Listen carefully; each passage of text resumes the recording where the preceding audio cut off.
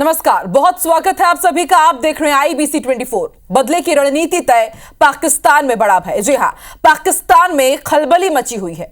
वो खौफ के साए में जी रहा है क्योंकि आतंकियों के पनाहगाह पाकिस्तान के खिलाफ भारत में मोदी सरकार ने रणनीति तय कर ली है। आज PM आवास में बैक टू बैक 4 मीटिंग्स हुई है ताकि हर मोर्चे पर पाकिस्तान को करारा जवाब दिया जा सके। PM आवास में सबसे पहले CCS की दूसरी बड़ी मीटिंग हुई। पहलगाम आतंकी हमले के ठीक दूसरे दिन पहली CCS की मीटिंग हुई थी और आज करीब 20 मिनट तक PM मोदी की अध्यक्षता में यह बैठक हुई। इस मीटिंग के बाद CCPA की भी बड़ी बैठक हुई जिसे सुपर कैबिनेट कहा जाता है। इस मीटिंग के बाद CCEA और मोदी कैबिनेट की बैठक हुई। तो जरा अंदाजा लगाइए कि सुबह 11 बजे से इन मीटिंग्स का सिलसिला शुरू हुआ जो करीब 1 बजे तक चला। इन तमाम बैठक में पूरी स्ट्रैटेजी तय हो चुकी है कि अब पाकिस्तान को आतंकियों के पनाहगाह को कैसे नेस्तनाबूद करना है। इधर यहां बैठकों का दौर, वहां पाकिस्तान में खौफ ही खौफ। और यह डर जरूरी भी है क्योंकि बार बार पाकिस्तान की नापाक करतूतों को, हरकतों को भारत अब सहन नहीं करेगा। अब समय आ गया है करारे जवाब का, बदले का। तो आज की इन बैठकों में क्या हुआ है, एक साथ इन 4 बड़ी बैठकों के मायने क्या है और आखिर भारत क्या बड़ा करने वाला है, क्या है भारत की पाकिस्तान पर चढ़ाई की तैयारी। आज इस पर चर्चा करने के लिए एक बड़ा पैनल हमारे साथ जुड़ेगा। पहले सुनते हैं आज की इन बैठकों को लेकर आए कुछ रिएक्शंस।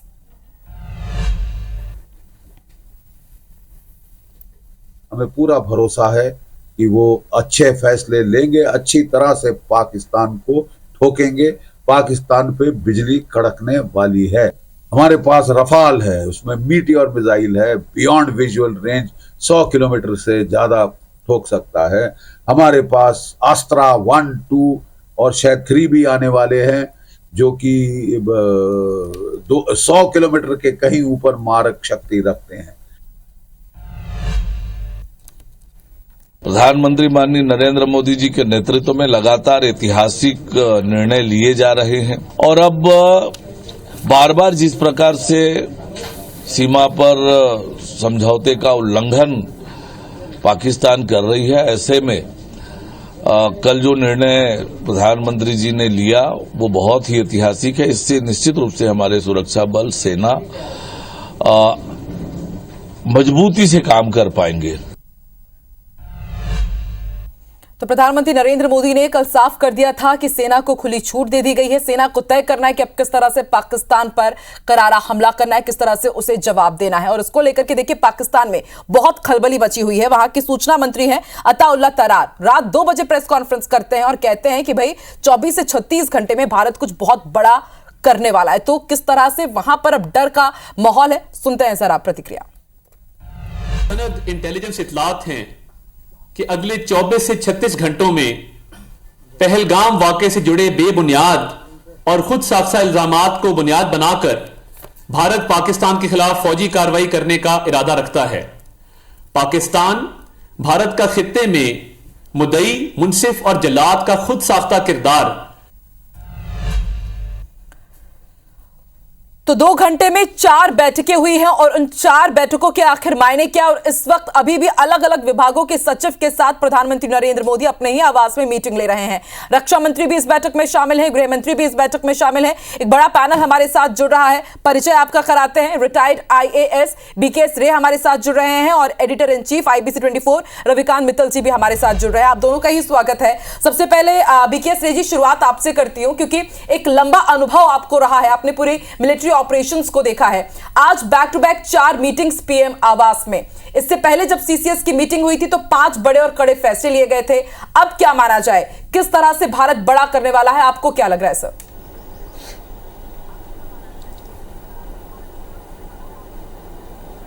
मुझे लगता है कि भारत के द्वारा पूरी तैयारी कर ली गई है क्योंकि मैं पूरा अंतर्राष्ट्रीय चैनल देखता हूं और सारे चैनल जैसा BBC है, रशिया टुडे है, CNN है, फ्रांस 24 है, जर्मन TV है, सबने कहा है कि भारत निश्चित रूप से पाकिस्तान के जो आतंकी कार्रवाई के ऊपर भारी हमला करेगा। ये जो मीटिंग सब हो रहा है, ये मीटिंग का एक लक्ष्य है। ये लक्ष्य है कि हमारे जो अब आर्मी को पूरा छूट दिया जाएगा और आर्मी अपने तरीके से किस प्रकार आतंकवाद को ख़त्म करना है उसके बारे में रणनीति बनाएगी। तो मुझे ऐसा लगता है कि अभी निर्णायक मोड़ पर पहुँचे हैं और भारत अपने सुरक्षा के लिए आतंकवाद को समाप्त करने के लिए पाकिस्तान के ऊपर हमला कर सकता है, और हमला हमारे अस्तित्व के लिए है, आतंकवाद के खिलाफ लड़ाई के लिए है।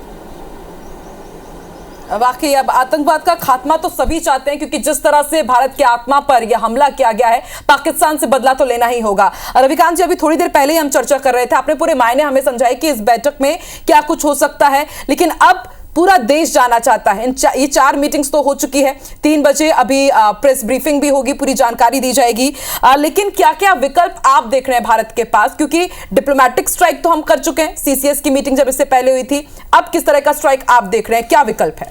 देखिए आकांक्षा, मुझे ये लगता है कि इस बार भारत अपने सारे विकल्प की, जो आप कह रहे हैं कि इतने सब चीज़ों को एक्सरसाइज करेगा।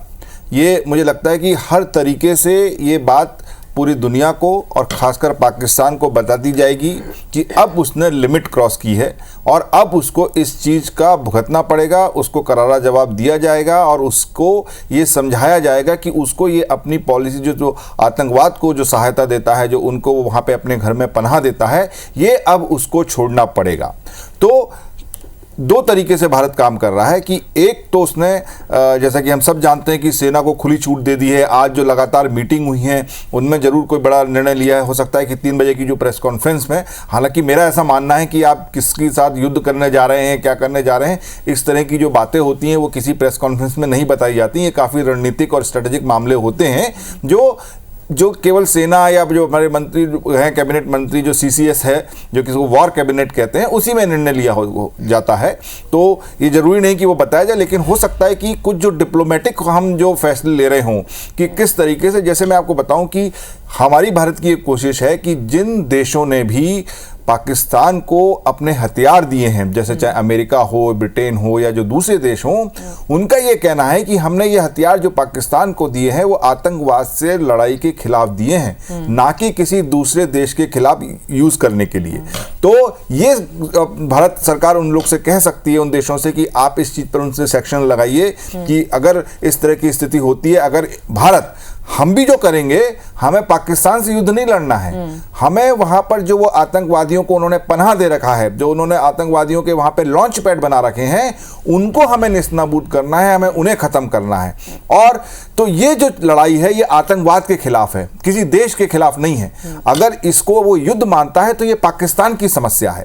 तो इस तरीके से दूसरे देशों से हम बात कर सकते हैं कि वो उसमें सैंक्शन लगाए, उस पर आर्थिक सैंक्शन लग सकते हैं कि भाई किस तरीके से उसने आतंकवादियों को पनाह दे रखा है, और भी कई चीजें हैं जो भारत जिस पे काम कर रहा है। लेकिन ये बात सही है कि कुछ जरूर ऐसा करना होगा जिससे लगे कि देश ने करारा जवाब दिया है, और जो घटना उन्होंने की, जो दुर्दांत हमारे निर्दोष सैलानियों को जो उन्होंने मौत के घाट उतारा वहां के आतंकवादियों का, उसका हम बदला, ये प्रतीत हो कि हाँ ये बदला लिया गया है, ऐसा जरूर भारत को कुछ करना होगा, और हो सकता है उसी का निर्णय लिया जाए। और देखिए रविकांत जी, इसी बीच अपने दर्शकों को एक बहुत बड़ा अपडेट दे दे। सबको इंतजार था कि आखिर क्या बड़े फैसले लिए गए हैं, क्योंकि मोदी कैबिनेट की भी बैठक हुई थी और नेशनल सिक्योरिटी एडवाइजरी बोर्ड का गठन कर दिया गया है, जिसमें कुल 7 सदस्य होंगे। पूर्व रॉ चीफ आलोक जोशी इसकी अध्यक्षता करेंगे। एयर मार्शल पीएम सिन्हा इसके सदस्य बनाए गए हैं। लेफ्टिनेंट जनरल AK सिंह भी इसके सदस्य बनाए गए हैं।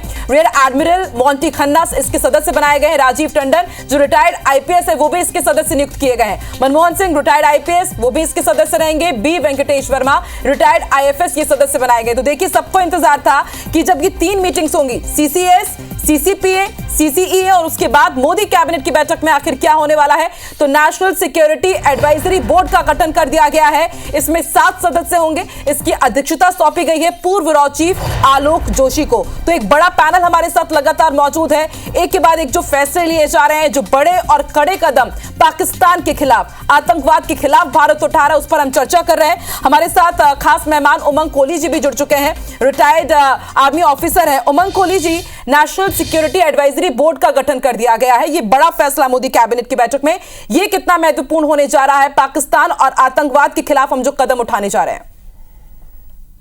ये बहुत ही महत्वपूर्ण फैसला है, क्योंकि इसके अंदर अगर आप देखें इसका जो गठन किया गया है, इसके अंदर जो लोग हैं चाहे वो एयर मार्शल हैं या लेफ्टिनेंट जनरल AK हैं सिंह हैं, ये अपने अपने फील्ड के अंदर, आर्मर्ड वॉरफेयर के अंदर और एयरफोर्स के वॉरफेयर के अंदर मानी हुई हस्तियां हैं, लेजेंड्स हैं एक तरह की। इनकी जो है वेटरन स्टेटस इस तरह का है कि उनसे अभी भी सर्विस चीफ जो है वो अपनी कंसल्टेशन लेते हैं। इनको जो है वो CDS को भी कंसल्टेशन देने का मौका जो है वो मिलता रहता है समय से समय पे। इसका मतलब कि कुछ जो है वो बड़ा होने जा रहा है, इन द सेंस के मैं आपको बता दूं कि इस वक्त क्यों कुछ चीजें डिफरेंट थी। कुछ संकेत दिए गए थे chief of army staff Munir के द्वारा और उनके सेक्रेटरीट के द्वारा के उनकी जो है पूरी हायरार्की प्रेशर में है, और उस प्रेशर को हटाने के लिए अपने ऊपर से उन्होंने एक रिलीजियस टच किया, एक इस्लामिक हिंदू एंगल की कोशिश की, और एक जो है वो कश्मीर की तरफ जो है उन्होंने बताया कि वो उनकी जैगवार वेन है या डोमिनी वेन है, और इस तरह की उन्होंने जो है वो बातें की। वो इस तरह की बातें इसलिए की क्योंकि के सिग्नल था और उनको पाकिस्तान की क्या करनी है। इट वाज जस्ट काफी समय से इसके बारे में ट्रेनिंग की। तो ना केवल ये सपोर्ट इंफ्रास्ट्रक्चर है वहां पे, उन्होंने टेररिस्ट्स को सपोर्ट तो दी है, काम क्या है, ट्रेन क्या है, इंडोक्ट्रिनेट क्या है। और बिल्कुल जी, और ये पहली दफा नहीं है, हम बार बार ये देखते आए, भले वो पुलवामा के समय हो या फिर उरी के समय हो, हम देख रहे हैं कि बकायदा वहां पर उनके खुद के पास खाने के लाले पड़े हुए हैं, लेकिन वो आतंकियों को पाल रहे हैं बकायदा। और उसके बाद जब भारत की तरफ से सवाल उठाए जाते हैं तो वो कहते हैं कि नहीं, भारत को पहले जांच कर लेनी चाहिए, उसके बाद हमारे ऊपर सवाल उठाने चाहिए। मित्तल जी, मैं आपसे समझना चाहूंगी कि अब लगातार हम ये जानना चाहते हैं कि अब क्या होने वाला है, क्या होने वाला है। उरी के बाद हमने देखा था कि एक सर्जिकल स्ट्राइक की गई और पूरा लॉन्च पैड वहां पर नेस्तनाबूद किया गया। पुलवामा के बाद हमने बालाकोट एयर स्ट्राइक देखा। तो अब जो करने जा रहा है भारत, क्या ये उससे भी बड़े लेवल का होने जा रहा है? देखिए, बिल्कुल ये चीज, देखिए इस बार चीजें बिल्कुल अलग है। जैसे अभी हमारे एक्सपर्ट कह रहे थे कि ये हमेशा से रहा कश्मीर में कि चाहे जितनी भी वहां पे मिलिटेंसी रही हो, आतंकवाद रहा हो, चरम पे भी रहा हो, वहां पर एक अनरिटन कोड था कि कभी भी जो सॉफ्ट टारगेट हैं, जैसे जो पर्यटक हैं, जो टूरिस्ट हुआ या आम आदमी जैसे हुआ, उनको वो कभी आतंकवादी टारगेट नहीं करते थे। एक अनरिटन कोड था, क्योंकि देखिए कश्मीर की जो रेवेन्यू है या जो उनकी इनकम, जो उनकी जो माली हालत, जो वो वहां पर जब पर्यटक जाते हैं उसी से उनको कमाइयां होती हैं, उनका जीवन यापन उससे चलता है। तो ये एक अनरिटन कोड था। इस बार वो ये कोड वो तोड़ा उन्होंने, और ये बौखलाहट इसीलिए थी कि पिछले 2019 के बाद से, जिस तरीके से 370 हटने के बाद से जो शांति आई वहां पर, पत्थरबाजी की घटनाएं खत्म हुई, आतंकवादी बड़ी घटनाएं खत्म हुई वहां पर, और जिस तरीके से विकास की बात चल रही थी, इंफ्रास्ट्रक्चर का डेवलपमेंट हो रहा था, उससे पाकिस्तान बौखलाया। तो उन्होंने ये घटना की। तो ये जो है, जिसको कि प्रधानमंत्री बल्कि देश ने, हम हर किसी के दिल और दिमाग में इस चीज को, घटना से दर्द हुआ और इसको हमने अपनी आत्मा पर हमला बताया। तो और हमने संकल्प लिया, जो कि मोदी जी ने कल बोला, प्रधानमंत्री ने बोला कि ये पूरा राष्ट्रीय संकल्प है कि इसका बदला लिया जाएगा। तो ये इस बार स्थिति अलग है। ये जो आज नेशनल सिक्योरिटी एडवाइजरी बोर्ड का ये पुनर्गठन हुआ है, ये 2019 में आखिरी बार हुआ था। अब ये दोबारा हुआ है, और ये प्राइमरली जो नेशनल सिक्योरिटी एडवाइजर डोभाल साहब हैं, उनके अंडर काम करती है, उनको एडवाइस करती है। और ये बहुत ही इंपॉर्टेंट है। इस देश की जो न्यूक्लियर डॉक्ट्राइन है वो पहले की NSAB में ही डिस्कस हुई है, उसी से फाइनल हुई है, उनकी एडवाइजरी पर बनी है। तो और जिस तरीके से बता रहे थे कि जो इसमें सदस्य हैं वो अपने अपने क्षेत्र के एक्सपर्ट होते हैं। तो अब आप समझिए कि क्या स्ट्रक्चर बन रहा है। मैंने आपको बताया कि CCS एक वार कैबिनेट होती है, ठीक है, जिसमें सारे लोग, बड़े लोग होते हैं जो कि डिसीजन लेंगे। अब एक नेशनल सिक्योरिटी एडवाइजरी बोर्ड का गठन हो गया है। आर्मी को, सेना को पूरी खुली छूट दी जा चुकी है। तो जो इस तरीके से अगर हम ये देखें तो एक पूरी बिसात बिछाई जा रही है कि अब हम जवाब देने के लिए अपने को रेडी कर रहे हैं। लेकिन फिर भी बात, आकांक्षा, कि ये सेना तय करेगी कि वो समय कब होगा, जगह कौन सी होगी और दिन कौन सा होगा। तो लेकिन उनको खुली छूट है। लेकिन बैकएंड पे सब तैयारी हो, निर्णय बहुत जल्दी हो, ये सारी तैयारी राजनीतिक स्तर पर, सरकारी तौर पर पूरी की जा रही है। ठीक है। BKS रे जी भी है, रिटायर्ड IAS है। BKS जी, आप रिटायर्ड IAS हैं, इस हिसाब से मुझे लगता है आपकी बहुत अच्छे से समझा पाएंगे कि 4 मीटिंग्स की जानकारी तो हमें थी कि CCS की मीटिंग होनी है, फिर CCPA की, फिर CCEA की होगी और फिर मोदी कैबिनेट की होगी। लेकिन अभी ये जानकारी सामने आई कि जितने भी विभाग हैं उनकी सचिवों की भी एक मीटिंग बुलाई गई है, उसमें रक्षा मंत्री भी शामिल हैं, उसमें गृह मंत्री भी शामिल हैं। तो उस लिहाज से ये कितनी मीटिंग इंपॉर्टेंट हो जाती है कि तमाम विभागों के सचिवों को भी बुलाया गया है?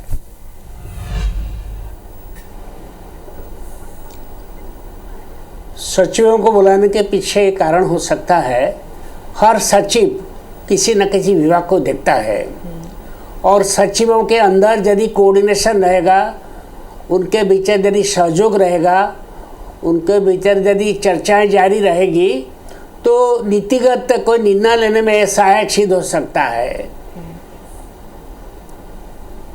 ठीक है, उमंग कोहली जी भी हमारे साथ जुड़े हैं। उमंग जी देखिए, लगातार जैसा कि रवि जी ने भी यहाँ पर जिक्र किया कि न्यूक्लियर डॉक्ट्रिन को लेकर के जो एनएसएबी ने यहाँ 2019 में उसका गठन हुआ था, और लगातार हम ये देख रहे हैं, सुन रहे हैं कि पाकिस्तान के जो मंत्री हैं वो न्यूक्लियर वॉर को लेकर के बहुत गिदड़ भपकी देते हैं, और दोनों ही देश न्यूक्लियर संपन्न है, तमाम हमारे पास परमाणु हथियार है, उनके पास भी परमाणु हथियार है। तो क्या इसको लेकर के भी एक डर होना चाहिए, या सिर्फ तमाम जो दूसरे देश हैं उनको बस ये दिखाना कि क्योंकि पाकिस्तान मिलिट्री संपन्न उतना नहीं जितने हम मिलिट्री संपन्न है, तो क्या बस ये गिदड़ भपकी कि पूरे विश्व का ध्यान उस पर जाए और वो जो भारत है उसको थोड़ी कहीं रोकने की कोशिश करे?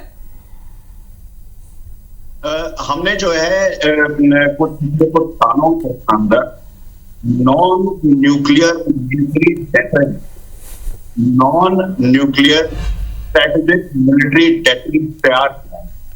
ये जो है टर्म समझना बहुत जरूरी है। ये पाकिस्तान न्यूक्लियर नेशन जरूर है, एक डेटरेंस जरूर है, लेकिन वो डेटरेंस एक थ्रेशोल्ड के ऊपर जो है वो एक्टिवेट होता है। वो थ्रेशोल्ड क्या है वो हमें खुद डिसाइड करना है। मैं एक चीज बात और बता दूं आपको कि जब हम कहते हैं कि फौज को खुली छूट मिली गई है, प्रधानमंत्री जी ने एक एंड स्टेट वो क्या चाहते हैं, मिशन स्टेटमेंट जो है वो फौज को दी है, देश को दी है कि जो टेररिज्म के पनाहगार हैं, जो टेररिज्म को सपोर्ट करते हैं, अबैट करते हैं, डॉक्टर्स करते हैं और भेजते हैं, उनका खात्मा करना, यानी कि पाकिस्तानी फौज और उनके सत्ता जो इन्वॉल्व है इसके अंदर उनका खात्मा करना एंड स्टेट। इस एंड स्टेट को कैसे मीट करना है ये हमारी फोर्सेस को डिसाइड करते हैं, किस तरह से करना है, कितना करना है, थ्रेशोल्ड तक जाना है, ये उनको डिसाइड करना है। तो ये बात अभी एब्सोल्युटली क्लियर है कि हम जो है न्यूक्लियर थ्रेशोल्ड शायद उस लेवल तक नहीं जाएंगे, ये भी एक शायद है, शायद नहीं जाएंगे, लेकिन हमारे पास बिगेस्ट अदर ऑप्शन है नॉन न्यूक्लियर स्ट्रेटेजिक डेटरेंस की, और वो डेटरेंस अब एक्टिवेट होंगे और उसके अंदर जो है वो वाटर ट्रीटी डिप्लोमेटिक की, अब मिलिट्री डेटरेंस जो है कपल्ड विद डिप्लोमेटिक डेटरेंस जो है वो शायद लाए जाएंगे। बिल्कुल उमंग जी, और इन तमाम पहलुओं पर ही चर्चा हो रही है। 2 घंटे में 4 बड़ी बैठक हुई है, और इससे पहले भी हम देख रहे हैं प्रधानमंत्री तीनों सेना प्रमुखों से मिलते हैं, रक्षा मंत्री से मिलते हैं, रक्षा मंत्री की अलग मीटिंग हो रही है, एनएसए के साथ अलग चर्चा की जा रही है। तो लगातार बैठकों का दौर जारी है, और अब क्या निकलकर सामने आएगा, अब क्या अगला कदम होने वाला है, सबकी नजर उस पर टिकी हुई है। रविकांत जी, मुझे लगता है कि आप कंक्लूड कीजिए, हमने जो जितनी भी तमाम चर्चा की है, लेकिन एक बहुत बड़ा सवाल यह भी है, क्योंकि बहुत आसान हो जाता है यहां पर बैठ करके कह देना कि अब भारत को बदला लेना चाहिए, लेकिन ये सब कुछ सेना, तमाम जितने भी आर्मी के हमारे जवान हैं उनको तय करना है, वो सब कुछ फैसला लेंगे। तो भारत के पास कितनी ताकत है, कैसे हम रिटेलिएट इसे कर पाएंगे, आप इसे किस तरह से देख रहे हैं?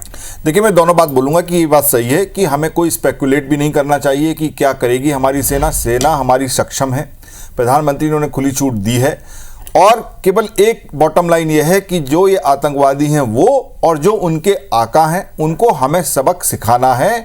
ये हमारा राष्ट्रीय संकल्प है, और इस तरीके का सबक सिखाना है इस बार कि वो दोबारा ऐसी हिमाकत ना करे। तो ये बॉटम लाइन है, और इसमें हम पूरी तरीके से सक्षम हैं। हाँ, बिल्कुल सही बात कर रहे थे कि एक न्यूक्लियर थ्रेशोल्ड होता है, हम वहां तक पहुंचने की हमें जरूरत नहीं पड़ेगी, क्योंकि हम जितने मजबूत हैं इस समय, पाकिस्तान इस समय उतना ही कमज़ोर है।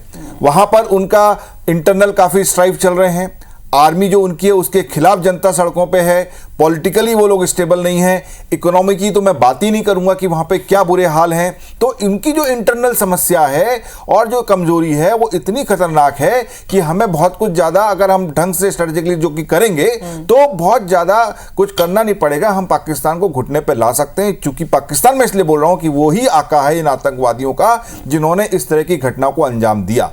तो अब इसकी सारी जो मुझे लगता है कि जो ये सारी मीटिंग्स चल रही हैं उसकी ये तैयारी है। अब ये खबर कभी भी आ सकती सकती है, उसमें समय लग सकता है, उसको हम स्पेकुलेट नहीं कर सकते। हाँ बिल्कुल रविकांत, जैसा आपने कहा कि घुटनों में तो ला ही दिया है, कमर तो हमने उसकी तोड़ ही दी थी पहले सीसीएस के बड़े और तमाम। और आपने एक बात बिल्कुल सही कहा कि आतंकियों क्यों पाल रहे हैं, खुद पल नहीं पा रहे हैं, दाने दाने के लिए मोहताज है। हुक्का पानी तो हमने बंद ही कर दिया था, डिप्लोमेटिक लेवल में भी, इकोनॉमिक लेवल में भी, और अब मिलिट्री लेवल में किस तरह से स्ट्राइक होने जा रही है, सबकी नजर टिकी हुई है। बहुत बहुत शुक्रिया आप तमाम लोगों का इस विस्तृत पैनल में हमारे साथ जुड़ने के लिए और पूरा जो मायने हैं आज की इस मीटिंग के वो हमें समझाने के लिए। शुक्रिया।